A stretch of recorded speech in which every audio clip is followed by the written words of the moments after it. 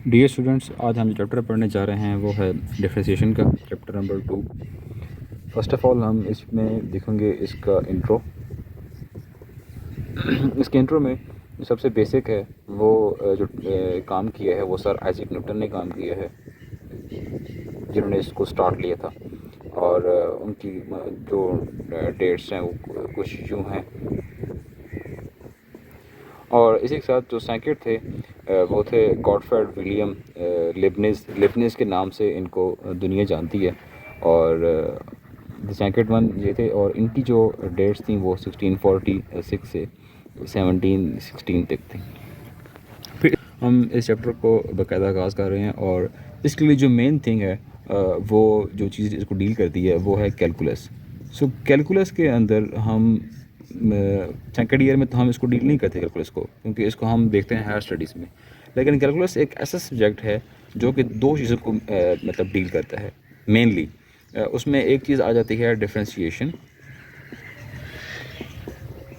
और दूसरा जो सब्जेक्ट इसमें हम पढ़ते हैं वो होता है इंटीग्रेशन का, जो कि हमारे मेन चैप्टर हैं। ये चैप्टर हमारा 2 है सेकेंड ईयर का, और ये हमारा चैप्टर नंबर 3 है। बट इसके अंदर और भी हम सब्जेक्ट्स पढ़ते हैं, लेकिन अब जो हम सेकेंड ईयर में पढ़ने जा रहे हैं वो है डिफरेंशिएशन का और इंटीग्रेशन का। So now let's come towards differentiation. So पहले हम देख लेते हैं कुछ बेसिक सी डेफिनेशंस, और फिर हम मूव करेंगे एक्सरसाइजेस की तरफ। सो आज का हमारा जो फर्स्ट लेक्चर है वो सिर्फ़ और सिर्फ इसके इंट्रोडक्शन पर है।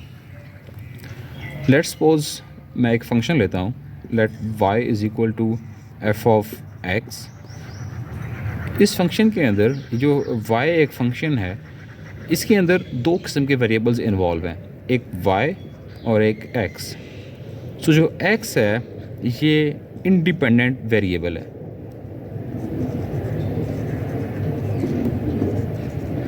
And y is called dependent variable. So mean कैसे कि अगर हम y की वैल्यूज़ हमने फाइंड करनी है तो हमें x की वैल्यूज़ चेंज करते जाएं, और जो भी हम फंक्शन डिफ़ाइन हो रहा है उस x पे तो हमें y की वैल्यूज़ मिलती जाएंगी। फॉर एग्ज़ाम्पल मैं कोई एग्ज़ाम्पल लेता हूँ, एक y इज़ इक्वल टू, बहुत सिंपल एग्ज़ाम्पल, x प्लस 2। सो अब x की वैल्यूज़ मैं यहाँ पे कुछ दे देता हूँ। So x is equal to, let's suppose पहली वैल्यू 0 है, फिर 2, फिर 4, सो 6। सो इन वैल्यूज़ के ऊपर y का आंसर क्या आएगा?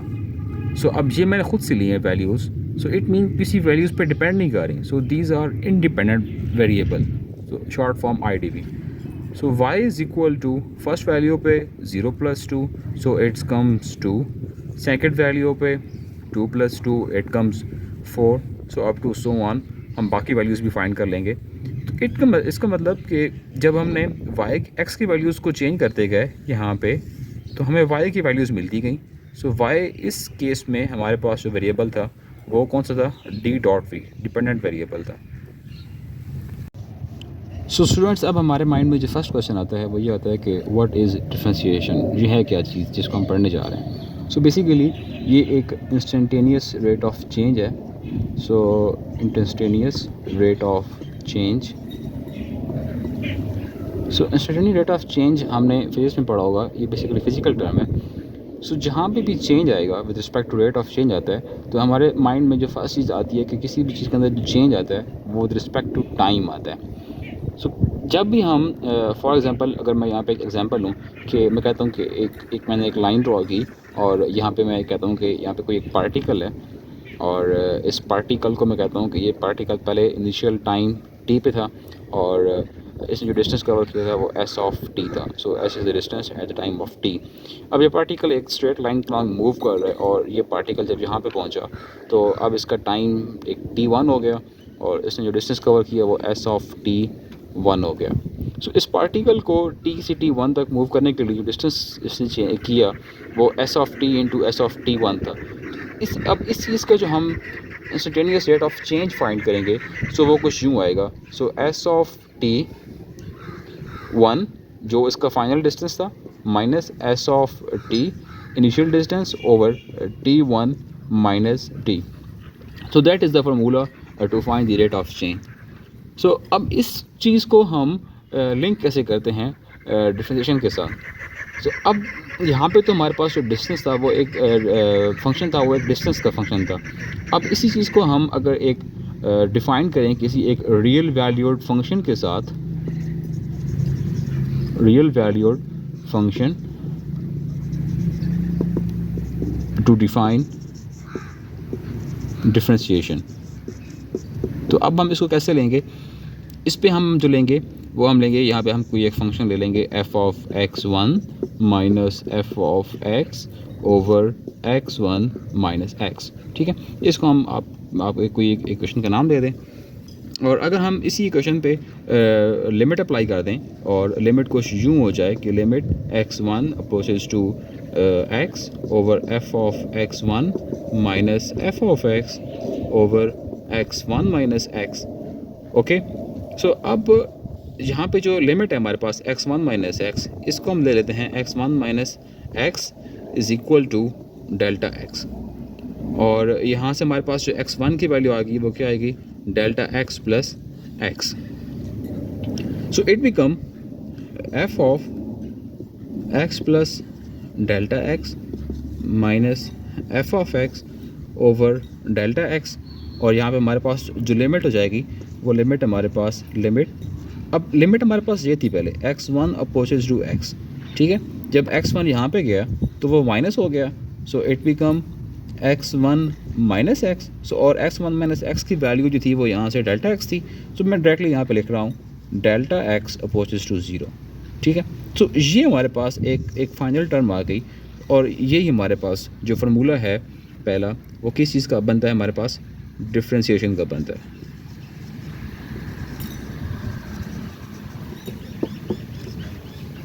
और इस अब हम जो है एक एग्जांपल कर लेते हैं, एक फर्स्ट फार्मूला है, और सो अब इसमें हमारे पास एक जो फर्स्ट प्रिंसिपल है, सो इसको हम कहते हैं first principle of differentiation.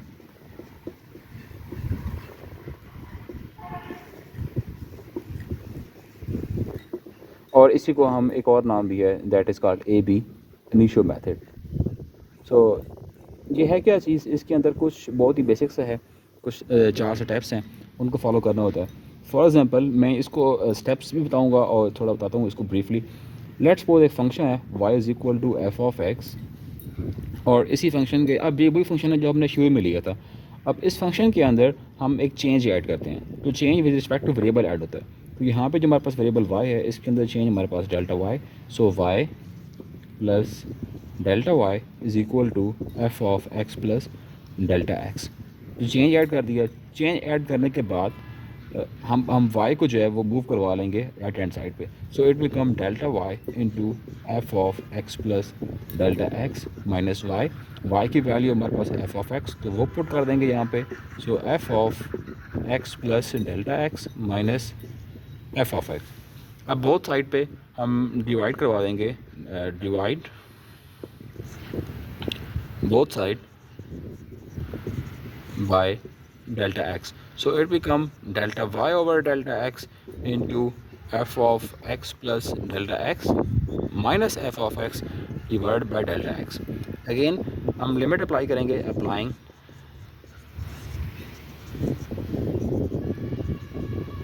limit on both sides, so it become limit delta x approaches to 0 delta y over delta x into limit delta x approaches to 0, so f of x plus delta x minus f of x over delta x। सो ये जो चीज़ है ये हमारे पास formula आ गया किस चीज़ का? D y by d x is equal to limit delta x approaches to 0, so f of x plus delta x minus f of x over delta x. तो ये हमारे पास फाइनल एक फार्मूला बन गया जिसको हम कहते हैं A B initio method. So अब हम एक एग्जांपल करते हैं और इसी के साथ हमारा फर्स्ट लेक्चर का y is equal to x square, और इसको हम फाइंड करेंगे इसका derivative with respect to ab initio method से। So ab initio method. So अब फर्स्ट स्टेप क्या था? अब हमने इसमें चेंज ऐड करना है, so y plus delta y is equal to x plus delta x square, और इसी के साथ यहाँ पे फार्मूला ओपन हो जाता है, इसको हम ओपन कर देते हैं, A square plus B square plus 2ab। So next step Y की वैल्यू हमने वाई को हमने शिफ्ट करना है, so it become delta Y into X square plus delta x square plus 2x delta x minus Y. Y की value को हम replace कर देते हैं, so X square plus delta x square plus 2x delta x minus Y. So Y की value क्या थी हमारे पास, एक्स स्क्वायर। सो यहाँ पे हमारे पास एक्स स्क्वायर से cancel, so delta Y into delta x square plus 2x delta x यहाँ पे कॉमन आ रहा है, उसको हम कॉमन ले लेंगे, so delta x plus 2x। So the next step था, अब हमने दोनों साइड पे डेल्टा एक्स से डिवाइड करना है, so divide by delta x on both side, so it become delta y over delta x into delta x plus 2x into delta x से cancel, applying limit on both side,